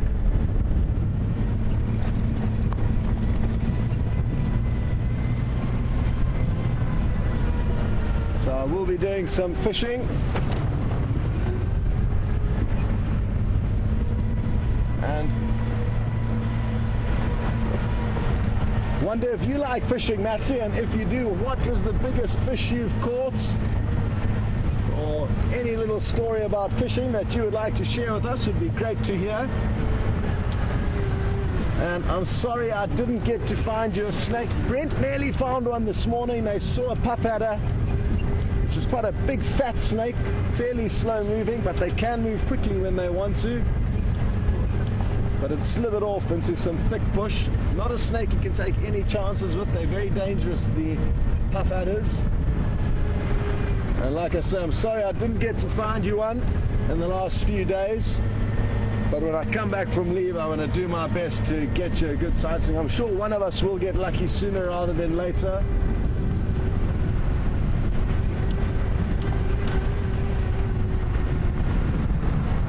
There was actually a report of a snake seen at our house today, the house where Brent and Jamie and Nikki and myself and Eugene stay. 5 of us stay in one little house, and the rest of the crew all stay nearby.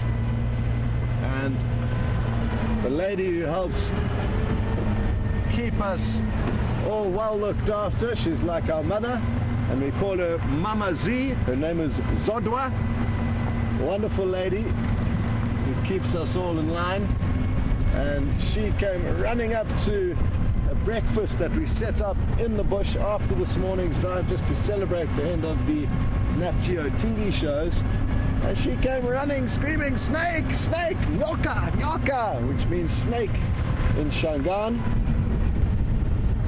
And Brent and Jamie went rushing off to look for it, but it had slithered off by the time they got there. So not too sure what it was, but it was slithering around our house today.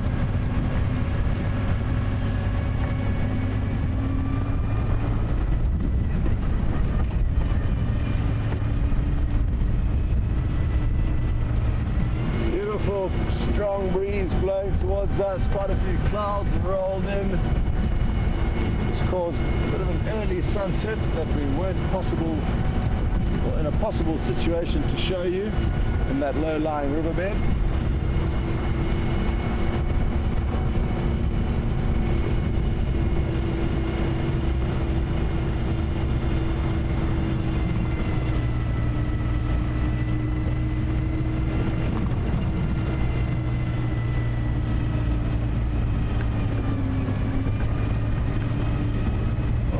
Teresa in Virginia Beach. Good to have you on board again. And thank you again for your reminder to update James and Brent on the hornbill nest. Well, it's a possible hornbill nest. I don't think it's necessarily 100% yet, Teresa. Just the fact that we saw those two hornbills mating in the marula tree, which did have a cavity which looked promising for home, doesn't mean they necessarily used it. But I will be sure to let Brent and James know.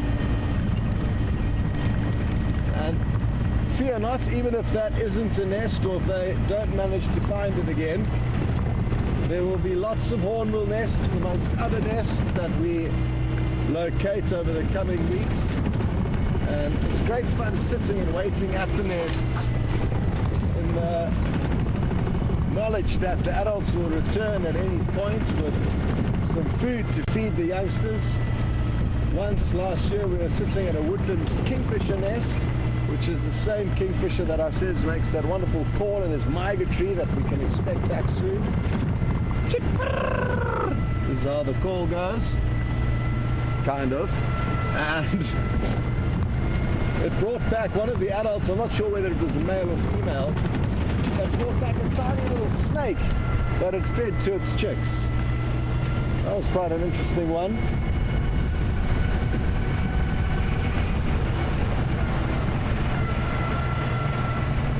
What we need is a small camera that we can kind of probe into these holes or cavities that the birds nest in to be able to actually monitor what's going on inside, because that's where all the interesting stuff happens, really.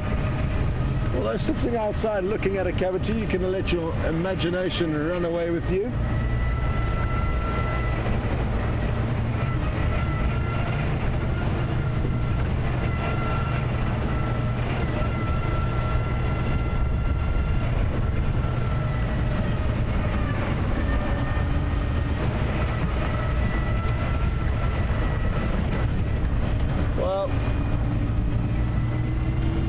Again, just to remind all of you, we will be ending this afternoon safari a little bit early. Please forgive us. We've all been working extremely hard over the last week or so, longer than that actually, and are extremely tired. People have been having late nights and very, very busy days. So we're going to end the drive an hour earlier than normal this evening.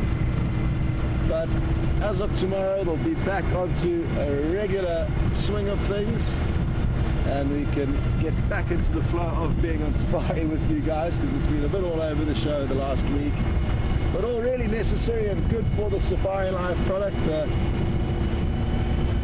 Small price, I guess, you had to pay missing some of the safaris is for the greater good of all of us, and hopefully this idea and concept will continue to grow and prosper in the coming months. I certainly am positive that it will, and I'm just waiting patiently. Well, again, huge thanks to all of you for all your help and support and questions and comments, all your contributions over the last few weeks and months. But it's time for me to say goodbye for the next couple of weeks. Well done, VM on camera, and he's also going to be saying goodbye because he's also due his break, as is Nikki. So a few of us will be heading off, but there will be a crew here to continue taking you on safari. Have a great time, and I look forward to seeing you all in the beginning of November. Over to Jamie. And what a wonderful afternoon it has been, and thank you so much all of you for sticking with us. I know it's a slightly shortened drive and we had a couple of disrupted schedules over the last few days, but once again, thank you for being with us and putting up with us, and we'll be back to normal tomorrow. I'm going to be going on leave as of tomorrow, so I will say goodbye to you all for a 2-week cycle. And thank you all once again for a wonderful 6 weeks. It's been incredible being able to share all of these amazing experiences with you. Thanks, Chandre, and have a wonderful day to all of you, ladies and gentlemen, wherever you are in the world. Bye-bye.